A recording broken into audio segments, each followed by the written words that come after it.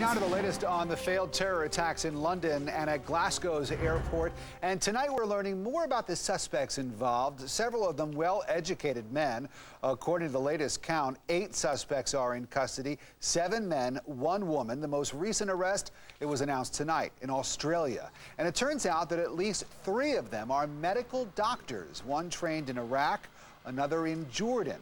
Police searching 19 locations so far as part of their fast-moving investigation. And the terror alert in the U.S. remains the same. However, the threat level has been raised to orange when it comes to airports and also mass transit systems. Well, the attacks and investigation across the pond leading to more security at airports here at home. More patrols means more money, and tonight some are calling for the feds to step right in. Fox 5's Reed Lamberty is here with that part of the story. Reed. Rick, next week the Department of Homeland Security will announce how much federal terror funding cities will receive. This money goes to high-threat urban areas like New York.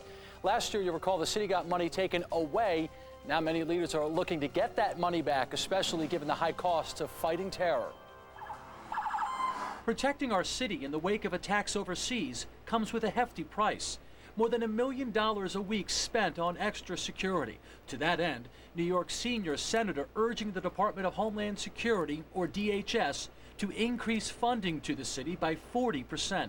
These are costs incurred by New York City, not because of anything New York City has done wrong, but because there's terrorism, which is a federal responsibility. Last year, DHS slashed the city's terror funding, and Schumer says that forced the NYPD to cut back on other areas, some of which was related to security. The cut last year was $83 million from the previous year. And it would be inexcusable to stay at that level, particularly in light of the recent attacks in London, the arrests at Fort Dix. There are more cops at critical spots in the city. There are more cops at airports.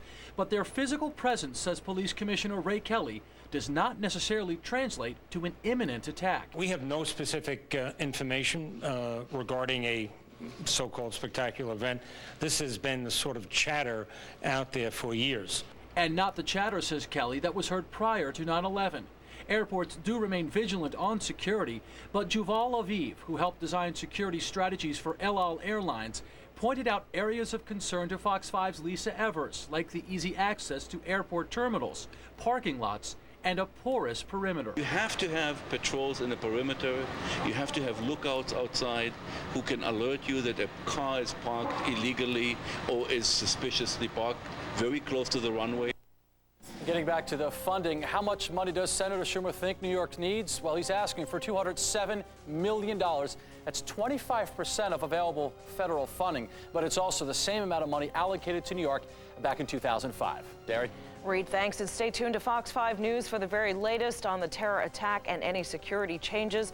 And for all the newest developments at any time of the day, log on to myfoxny.com.